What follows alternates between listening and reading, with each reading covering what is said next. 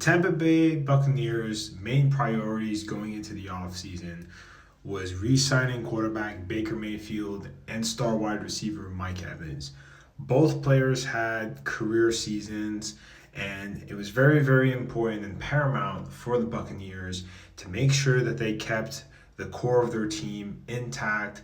And in today's NFL, you have to have an excellent quarterback wide receiver duo, and Mayfield and Evans were one of the best in the NFL last season. And for Baker Mayfield, it was a bounce back year for him and sort of a career revitalizing season. And for Mike Evans, he had an all pro level season, and both players definitely earned well deserved contract extensions.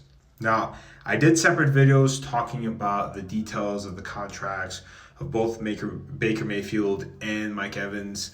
So definitely check out those videos that I posted. Now, focusing on some of the other moves that the Buccaneers did, or I should say in this case, some of the players that they lost in free agency, mainly came from the defensive side of the ball. They lost linebacker Devin White, who was a very instrumental part of that Super Bowl team a few years ago, and is one of the more rangier linebackers, arguably the fastest linebacker in the NFL.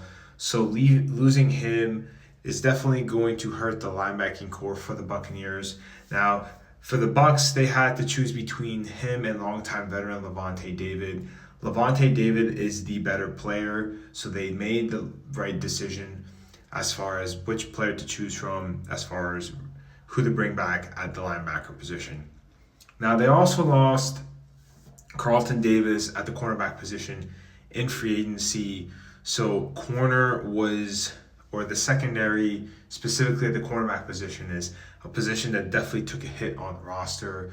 But they also brought back a familiar face in safety Jordan Whitehead, who spent a year with my New York Jets, and him and Antoine Winfield Jr. on the back end of that secondary are going to be a very good dynamic duo, and they have been when they were teammates previously.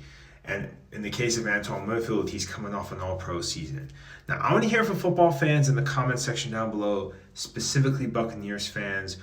What were your thoughts on the Buccaneers free agency, and what are your expectations for the team going into this season?